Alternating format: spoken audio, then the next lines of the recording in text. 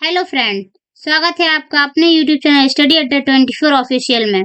मैं खुशबू श्रीवास एक बार फिर आपके सामने भारत के स्वतंत्रता आंदोलन एवं उनमें गांधी जी के महत्वपूर्ण योगदान से संबंधित महत्वपूर्ण प्रश्नों को लेकर आ गई हूँ। हमारा ये पार्ट 4 है। जिन्होंने भी पार्ट 1, पार्ट 2, पार्ट 3 नहीं देखा है, जाकर जरूर चेकआउट करें। डिस्क्रिप्शन में उसका लिंक मिल जाएगा आपको। ये क्वेश्चंस आपके लिए एसएससी, जीडी या अन्य एग्जाम के लिए बहुत ज्यादा महत्वपूर्ण है, तो एक बार जरूर देखना। चलिए हम अपने पहले प्रश्न की ओर जाते हैं। और हाँ, चैनल को लाइक, शेयर एंड सब्सक्राइब करना ना भूलें। हमारा पहला प्रश्न इस प्रकार है कि वर्ष 1828 से स्थापित ब्रह्म समाज के संस्थापक कौन थे? तो हमारा राइट आंसर हो जाएगा राजा राम मोहन राय जी। चलिए राजा राम मोहन राय जी के बारे में हम कुछ जानते हैं।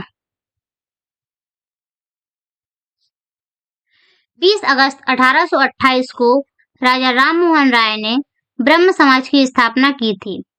ब्रह्म समाज की स्थापना का उद्देश्य ईश्वरवाद की उपासना, मूर्ति पूजा का विरोध, अवतारवाद का खंडन, पुरोहितवाद का विरोध, आत्मा की अमरता में विश्वास था। ब्रह्म समाज से देवेंद्रनाथ टैगोर तथा आचार्य केशव चंद्र सेन भी जुड़े हुए थे। ब्रह्म समाज अद्वैतवादी हिंदुओं की स्थापना थी। हमारा नेक्स्ट प्रश्न इस प्रकार है कि गणेश महोत्सव का प्रारंभ किसने किया था? तो इसका राइट आंसर हो जाएगा लोकमान्य तिलक जी ने। चलिए लोकमान्य तिलक जी के बारे में भी हम लोग कुछ थोड़ा बहुत जान लेते हैं। लोकमान्य तिलक बाल गंगाधर राव तिलक ने 1893 में गणेश महोत्सव का प्रारंभ महाराष्ट्र में किया था। तिलक ऐसे प्रथम व्यक्ति थे जिन्हें 1882 में पत्रकारिता के कारण सजा हुई। इन्होंने मराठा एवं केसरी पत्रिका का संपादन किया था। 1896 से 97 में इन्होंने संपूर्ण महाराष्ट्र का कर न देने का आंदोलन चलाया। इसी दौरान जनता ने इन्हें लोकमान्य तिलक की उपाधि दी।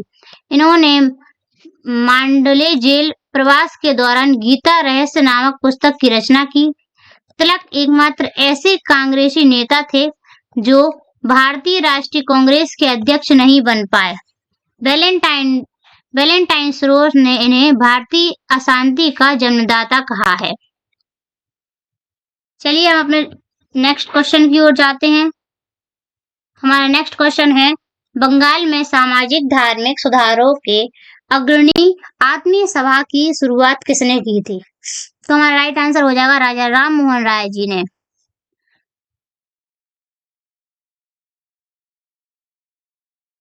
राजा राम मोहन राय जिन्हें भारतीय राष्ट्रवाद का जनक, आधुनिक भारत का पिता नवजागरण का अग्रदूत कहा जाता है, सन 1814 से 15 में एकेश्वरवाद मत के प्रचार हेतु आत्मरक्षा सभा का गठन किया, जिन्हें उनके द्वारकीनाथ ठाकुर भी शामिल थे।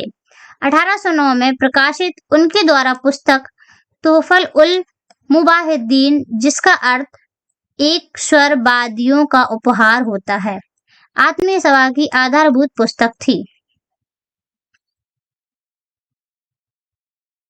हमारा नेक्स्ट प्रश्न है कि भारत में सिपाही विद्रोह की शुरुआत कहाँ हुई थी? तो इसका राइट आंसर हो जाएगा मेरठ में। चलिए मेरठ के बारे में जानते हैं। भारत में सिपाही विद्रोह की शुरुआत 10 मई 1857 में को मेरठ शहर में हुई थी। भारत में प्रत्येक 10 मई को क्रांति दिवस के रूप में मनाया जाता है। हमारा नेक्स्ट प्रश्न देखते हैं।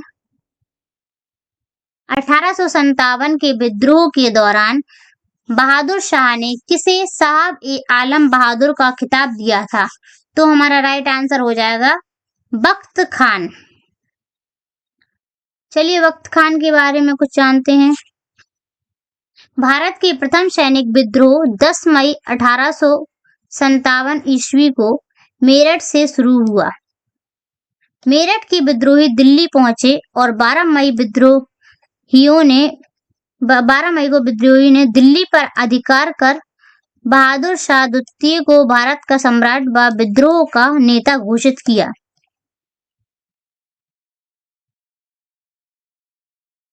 हमारा नेक्स्ट प्रश्न इस प्रकार है कि बायकोम सत्याग्रह 1924 से 1925 कहाँ चला गया था? तो इसका राइट आंसर हो जाएगा केरल में।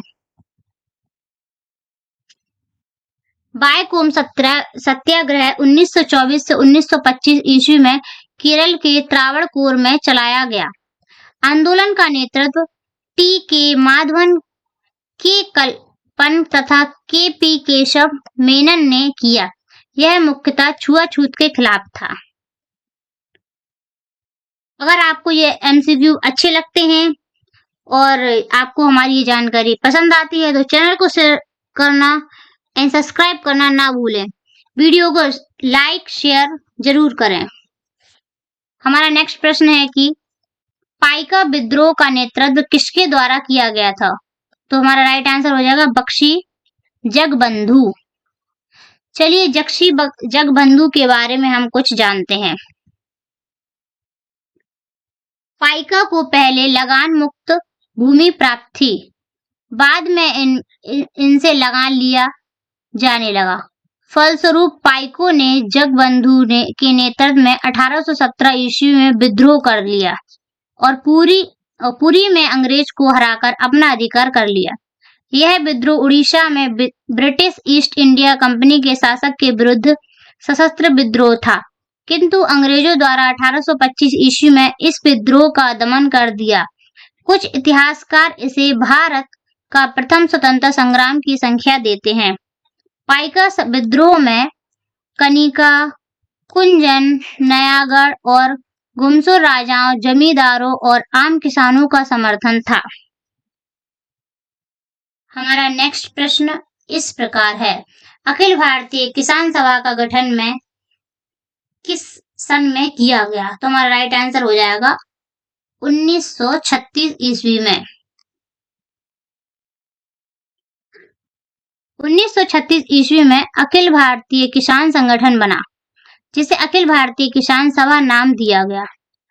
पहला अखिल भारतीय किसान सम्मेलन 11 अप्रैल 1936 को लखनऊ में आयोजित किया गया।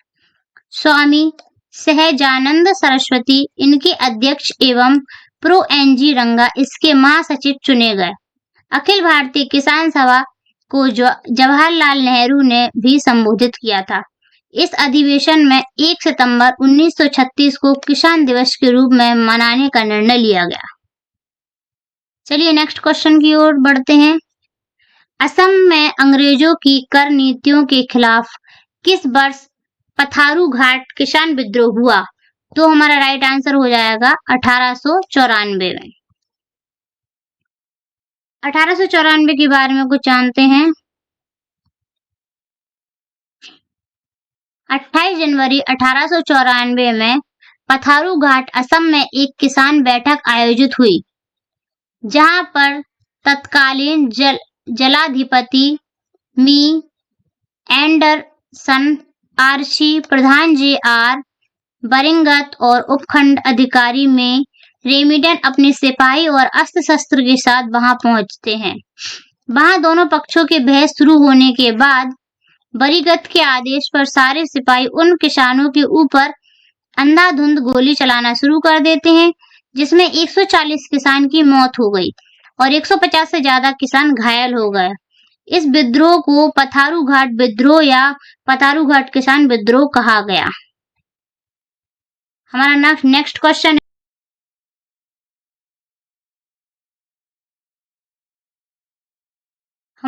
क्वेश्चन इस प्रकार है कि 1857 के विद्रोह के संदर्भ में निम्नलिखित कथनों पर विचार कीजिए। नंबर 1, मेरठ के सिपाहियों ने बहादुर शाह जफर से विद्रोह का नेतृत्व स्वीकार करने की अपील की। नंबर 2, कानपुर में सिपाहियों ने नाना साहेब जैसा बनाना था उनके नेता को, या अवध में रानी लक्ष्मीबाई को बनाया गया। तो इसका राइट आंसर हो जाएगा केवल ए और 2। चलिए इसके बारे में थोड़ा जानते हैं कि ये क्या कहना चाहता है। 24 अप्रैल 1857 को मेरठ में देसी घुड़सवार सेना के 85 सैनिकों ने चर्बी लगे कारतूस के प्रयोग से मना कर दिया। सभी कोर्ट मार्शल कर मेरठ कारागार में बंद कर दिया गया। 10 मई 1857 को मेरठ में तैनात सैनिकों ने खुला विद्रोह कर दिया और अपने घुड़सवार साथियों को छुड़ा लिया। 11 मई को विद्रोही दिल्ली पहुंचे। 12 मई 1857 को दिल्ली पर अधिकार कर लिया। मुगल सम्राट बहादुर शाह को भारत का सम्राट घोषित कर दिया। दिल्ली के विद्रोही का वास्तविक नेता जनरल बख्त खां था, जो बरेली से विद्रोह सैनिकों का नेतृत्व कर दिल्ली आया था। शीघ्र ही विद्रोह की ज्वाला पूरे देश में दावानल की भांति फैल गई। 4 जून 1857 बेगम हजरत महल लखनऊ में, 5 जून 1857 नाना साहेब धोंदपूत कानपुर में, 5 जून 1857 रानी लक्ष्मीबाई गंगाधर राव की विधवा झांसी की में अंग्रेज शासन के खिलाफ खुला विद्रोह किया। तो अगर आपको ये वीडियो पसंद आई हो तो हमारे चैनल को लाइक, शेयर एंड सब्सक्राइब करना ना भूलें। Thank you.